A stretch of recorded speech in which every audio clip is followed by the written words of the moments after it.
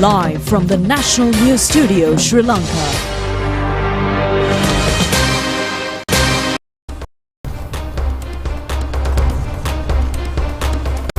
A pleasant evening and a very warm welcome to the National News Broadcast. We are coming to you live from Rupavahini's News Studios. I'm Dilanjali Ananda. Good evening, I'm Clifford Richards. First of all, we take a look at the headlines.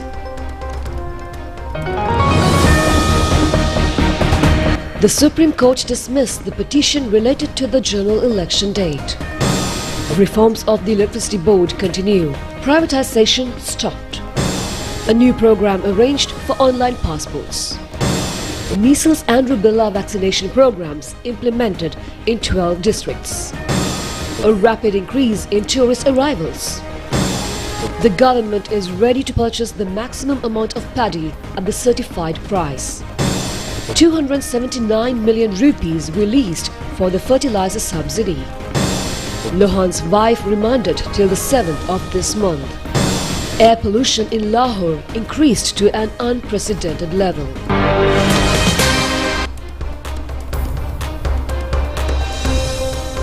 And topping the stories, the petition challenging the National Elections Commission decision to hold the 2024 parliamentary election on November 14th was dismissed by the Supreme Court of Sri Lanka today. After a long hearing, this order has been issued by a 3-member bench of Supreme Court judges. Priyantha Hera, the convener of API Sri Lanka organisation, filed the Fundamental Rights Petition, asserting that the necessary procedures stipulated in the Parliamentary Elections Act have been violated. Attorney at Law P.B. Hera, appearing for the petitioners, said that according to the clause number 10 of the Parliamentary Elections Act, the date of election has been decided during a period of not more than 7 weeks or less than 5 weeks after the date of the last date when the filing of nominations ended. He pointed out that the filing of nominations had ended on 11th October. Accordingly, the duration of time less than 5 weeks commences on 15th of November and the time not more than 7 weeks. In that instance, Additional Solicitor General Viraj Dayaratna, appearing for the respondents, said that the President had correctly announced the date of the forthcoming general election in accordance with the provisions of the Parliamentary Elections Act. The Solicitor General also pointed out that according to the singular copy of the Parliamentary Election Act, the duration of not more than 7 weeks and not less than 5 weeks commences on the last day of the filing of nominations. Accordingly, he added that from 12 noon of 11th October, the counting of the dates for the election will commence from the date filing of nominations was ended. The Additional Solicitor General pointed out that the decision to hold the general election on the 14th of November is legal and it has been done orderly. He added that by now official process with regard to the holding of elections has been almost completed. An amount of billions of rupees have been spent. He further said that on an occasion like this, the petitioner presenting such arguments with the court in the last moment cannot be justified. He also pointed out that the case has been filed with the aim of creating a crisis situation in the election process. The 3-member Supreme Court judges, after considering the facts presented, decided to reject the petition without permitting to hear the case. Attorney General, President's Secretary, the Chairman of the Election Commission, along with other members, had been named as respondents of the petition. Commissioner General of Elections Saman Sri Ratnayaka said that only 10 days are remaining for the general election and all the preparations have been finalized with regard to the holding of the election. He added that in the coming 10 days, returning officers, assistant deputy commissioners, assistant returning officers are already fulfilling their duties in this regard. He further said that on November 14th, 17,140,354 voters will be getting an opportunity to cast their votes at their voting centres. He also pointed out that the Commission is performing its duties in accordance with the Constitution and provisions of the Parliament Election Act No. 1 of 1981. He added that although a case has been filed, the Commission has not come in the way of any instance regarding it, and all the necessary actions have been taken accordingly. He further said that Commission will be able to stop any action only after the order issued by the court. He said that since there is no legal obstacle, the Parliament election will be conducted definitely on the 14th of November. And in election-related news, today is the 3rd day of postal voting, and that's for the 2024 general election. Now, selected centres in the island had been set aside for this purpose.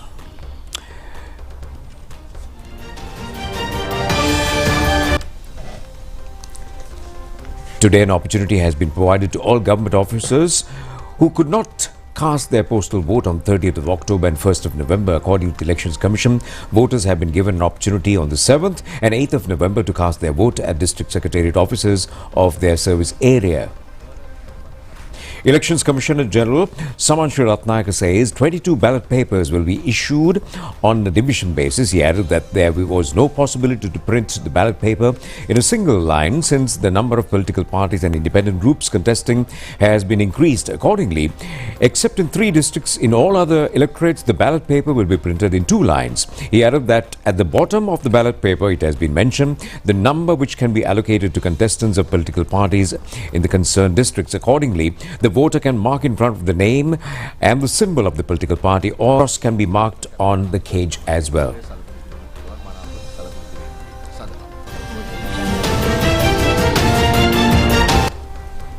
Steps have been taken to carry forward reforms of the Ceylon Electricity Board and to maintain it without privatization.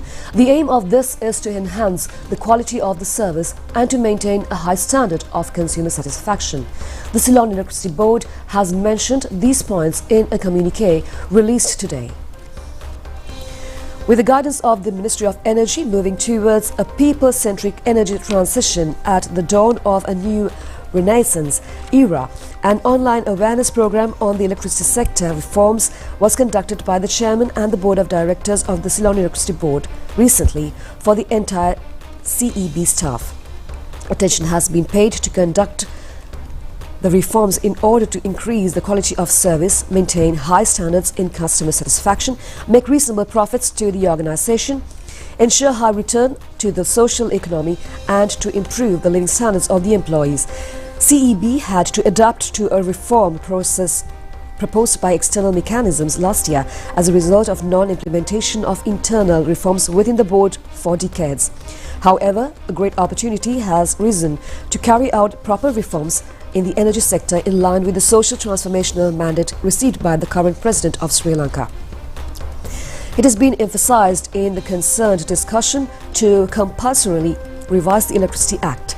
The Board of Directors invite everyone to join to raise a people-centric, clean and secure electricity sector while achieving the lowest electricity cost in the region in next 5 years and a strong single-buyer market with an independent system operator and unbundled generation, transmission and distributions licensees established by an amendment to the Electricity Act through extensive public and stakeholder consultation without privatization of state-owned electricity sector assets.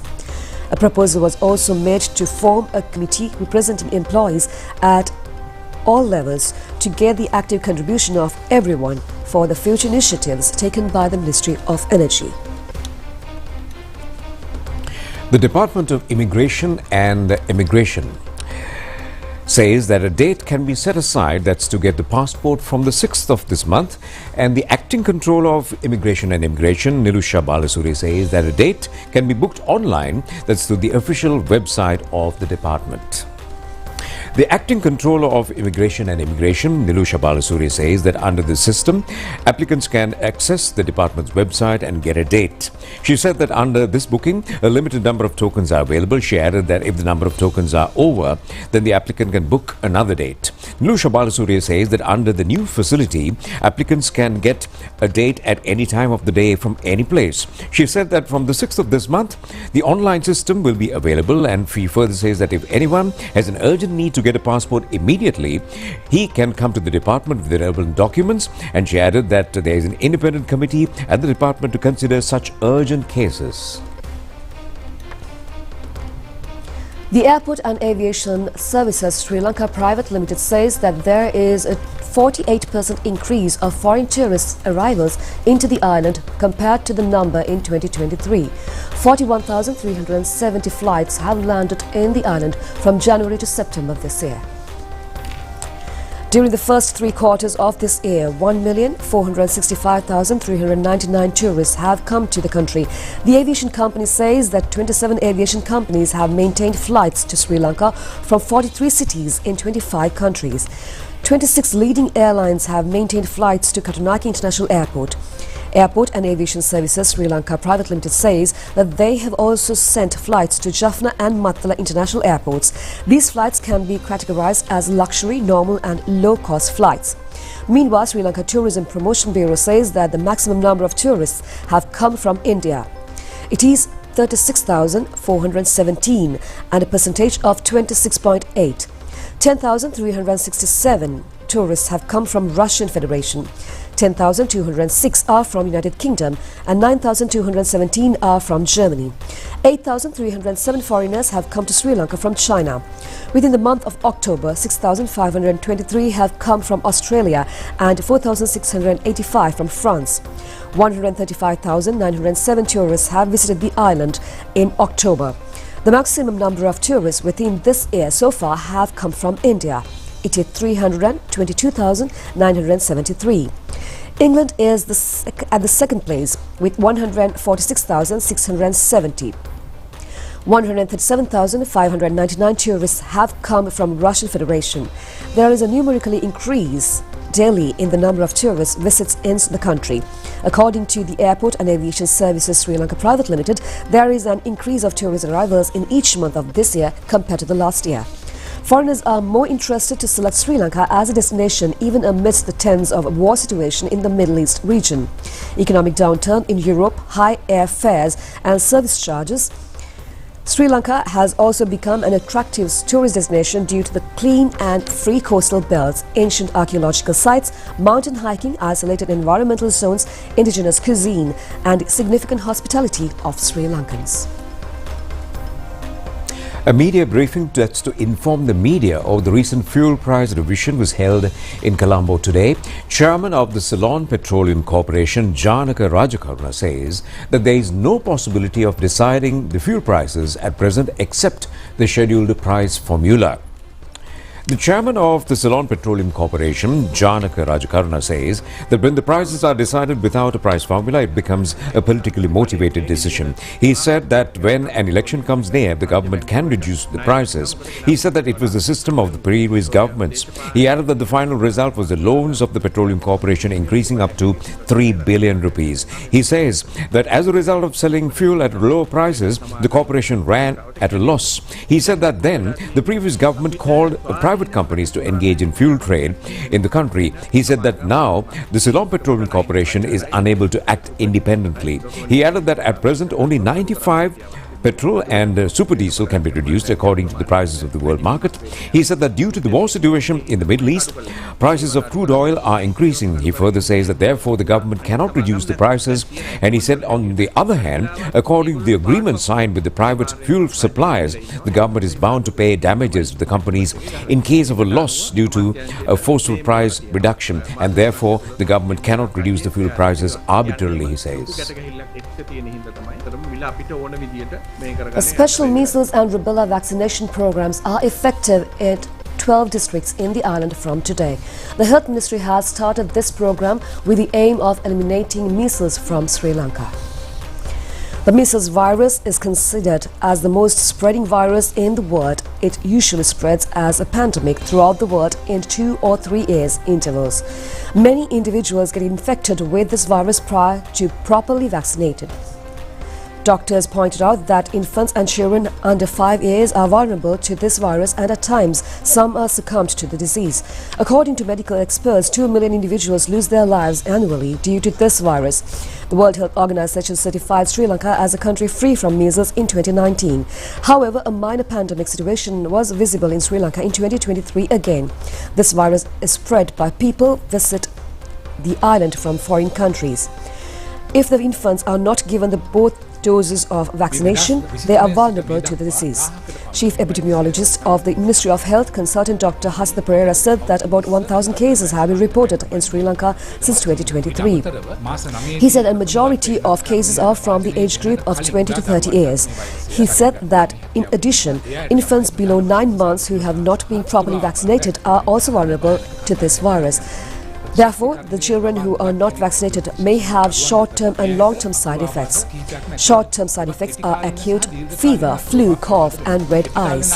He added that in addition, the virus may cause pneumonia or brain fever. He further said that it may cause serious results due to meningitis. It is important to get vaccinated at the proper time. Therefore, a vaccination program for both measles and rubella will be implemented from today, the 12th, in 12 districts.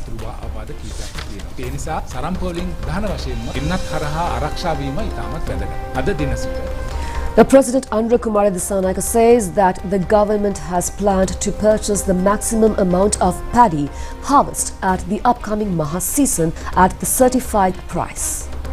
And he made these remarks addressing a public rally that was held in Ampara today. Well, this rally has been organized to confirm the victory of the National People's Power at the upcoming general election. The rally was held at the YMBA grounds in Ampara. A number of Ampara district NPP candidates addressed the meeting. Vasantha Pirthissa of the NPP says that 257 industries can be set up in the Digamadula district using local resources. He said that the government has come forward to create employment opportunities and ways of income for youth through this movement. He added that it is the responsibility of the people to realize these targets with their vote on the 14th of November.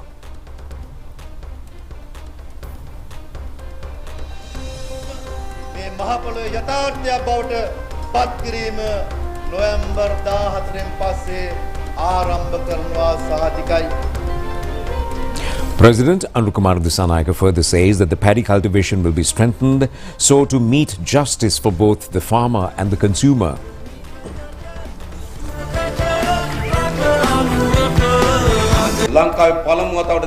The President said that for the first time, a political movement has been created winning the trust and confidence of Sinhala, Tamil, Muslim and all other communities.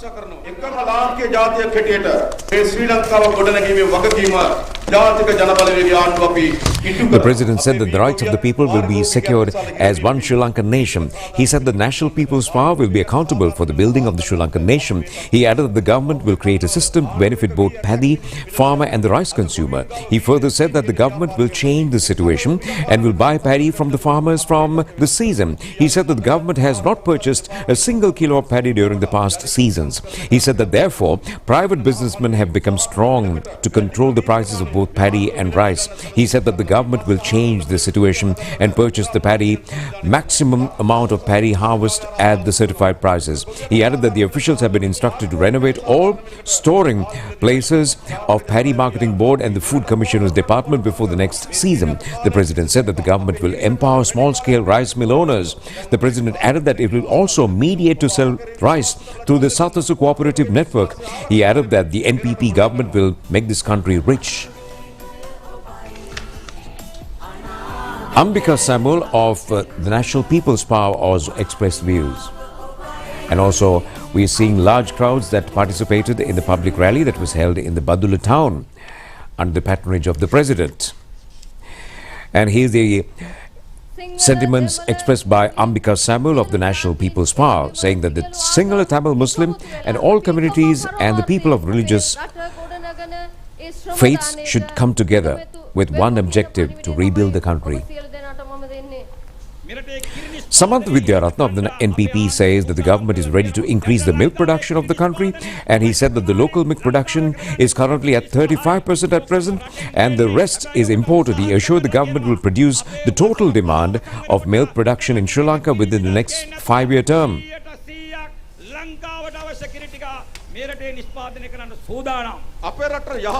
President Andhra Kumara Dissanayake says that the government will introduce good political standards to the country. He said that there should be standards in every aspect, in every sector. He said that but there is no standard in Sri Lankan politics. The President said that the NPP will direct the system towards a positive standard. He further says that the collapsed country will be revised and revitalized under the NPP rule. Leader of the Samaga Jana Balawega, Sajith Premadasa, says that a genuine change could be brought about only by the party. He requested to give the required power to the party in order to provide that change. Sajith Premadasa expressed these views in a public meeting held at Mattakulia. Leader of the Samagijana Balavege, Sajith Premadasa, said that the present president gave a lot of hopes to the people of the country when he talked about a system change. He pointed out that today the old system is being continued and requested people to elect the group which will go for a true system change in the forthcoming general election. He said that it would only be Samagijana Balavege. He requested the Colombo North voters to elect a member of parliament of their own choice. He stressed that the energy and the strength provided by the voters to elect the Prime Minister will be utilized to create the era, to reduce the tax burden and to provide concession to the common masses of the country. He concluded that the party would be providing the required leadership for this purpose. Former President Ranil Wickremesinghe, he says that people should elect a group of experienced members to the new parliament. He made these remarks when he was participating at a public meeting held in Mathura. Well, it was held at the Democratic Front's Mathura district office at the Beach Road under the patronage of former President Ranil Wickremesinghe and former Prime Minister Dinesh Gunawardena. It was organized to confirm the victory of the Mathura district candidates of the new Democratic Front. Former President Ranil Wickremesinghe says that the new parliament needs an experienced group. He said that only the new Democratic Front has experienced candidates. The former president says that the NPP presented professors and lawyers. He added that some are not familiar to the people. He said that some NPP candidates are totally new to the electoral seats. He says that the professors and lawyers cannot do politics. He said that there should be experience and the ability for the fields like music and politics. He requests all to help save the country's economy. He says that therefore people should vote for the gas cylinder symbol at this election. Former parliamentarian Nama Rajapaksa says that due to the shortcomings of his government, people were disappointed and voted for the new government. He points out, therefore, the present government has the responsibility of fulfilling the aspirations of the people. He made these remarks addressing a public meeting held in Balapitia. Former parliamentarian Nama Rajapaksa says that the present government is attempting to get the people's trust on several matters. He said that one is their pledge to catch thieves and the other is to slash benefits and privileges of the politicians. He said that the good governance regime also came into power in the same manner. Under that regime, politicians were taken into custody and legal actions were taken. The same procedure is now on with this government. Nama Rajapaksa said that they filled the airport with paddy harvest instead of paddy storing places. He said that therefore this government should not act as a good governance regime. We praise the government for its positive activities. The government says that it will give priority to digitalize the country. The government has released a sum of 279.4 million rupees, and that's to the Agrarian Development Department in order to provide fertilizer subsidy for the 2024 Maha season. Well, according to the Agrarian Development Commissioner General UP Rohana Rajapaksa, that amount will be provided to 22,419 farmers in 19 districts. The Commissioner General of the Agrarian Development UP Rohan Rajapaksa says that the fertilizer subsidy of 12,000 rupees for 2024 Maha season will be provided to the farmers and has been started. He added that today the Treasury will release an amount of 279.4 million rupees and a total amount of 441.8 million rupees has been distributed among the farmers. He further pointed out that the target is to provide a fertilizer subsidy to the value of 20,000 million rupees to the farmers. He also said that the second stage would start with a subsidy of 10,000 rupees and it will be released to them after 2 to 3 weeks from the start of the farming activities. He said that this process has already been started in the 19 districts and the farming activities of another 5 districts has not yet been confirmed. He added that the subsidy will be provided to these districts once the farming starts.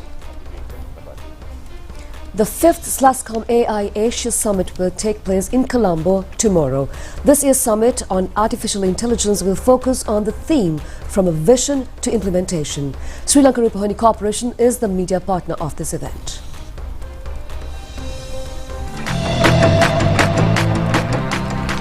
Hi everyone. Hi everyone. Hello everyone. Hi everyone. Hi everyone. This event is a fantastic opportunity to connect with industry leaders, innovators and enthusiasts from around the world. I'll be speaking at the event about how governments can use AI to achieve national economic development and innovation. And talk about how AI and predictive analytics can transform workforce planning and skill assessments and hence drive a skill-based organization.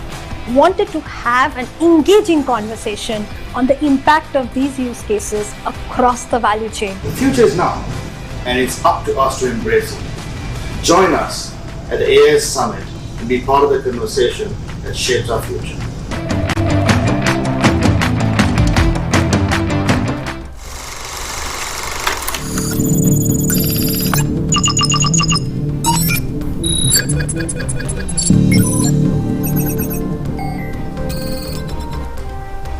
These news come to you live from the National News Studio. More local stories.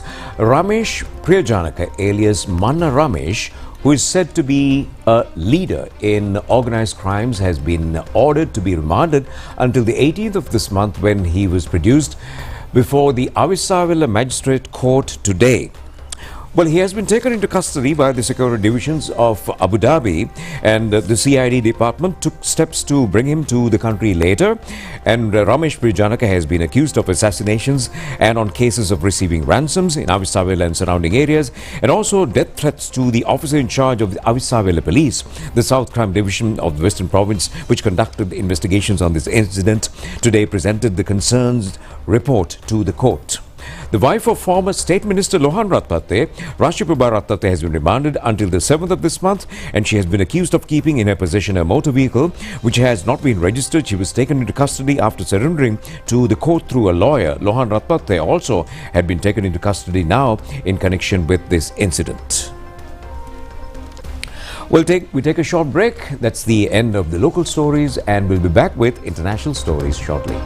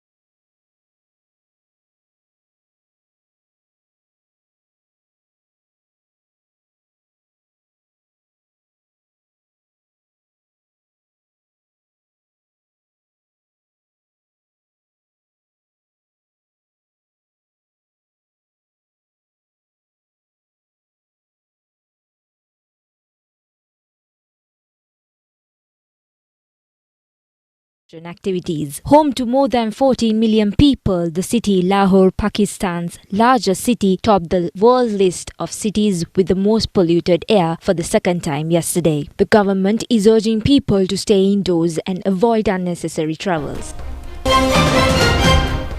Well, from Pakistan to Indonesia, a volcano erupted several times overnight on the eastern Indonesian island of Flores. The officials say that the rescue teams were still searching for victims under the rubble of the collapsed homes. At least 10 people have been reported dead after a volcano erupted in eastern Indonesia in the early hours today. Mount Lewatobi Laki-Laki erupted last night. The authorities stated that the Indonesian government had declared a state of emergency for the next 58 days. Nearly 1,300 people were affected by the eruption of the volcano.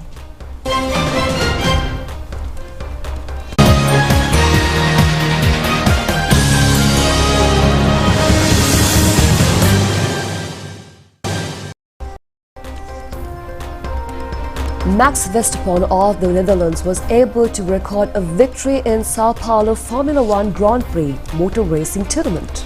And also, incidentally, he is also the #1 in the world. Max Verstappen spent a time of 2 hours and 6 minutes and 54 seconds to complete the competition. The second place was won by Esteban Ocon of France, and Pierre Gasly became third. This has been the 8th Grand Prix motor racing tournament won by Max with 393 bonus points, and he's the first place ratings winner of the motor races of the world by now, and he was also able to win the championship for 3 successive years. That's in 2021, 22 and 23 in the Formula One racing.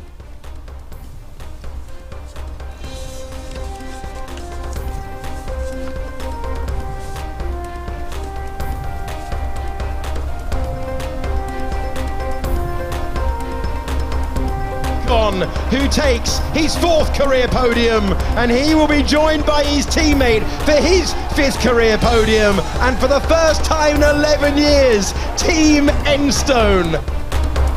And that's all the news we have for tonight. Join us tomorrow at the same time for the very latest on Channel Eye. I'm Dilanjali, together with Clifford, signing off. Good night. Good night.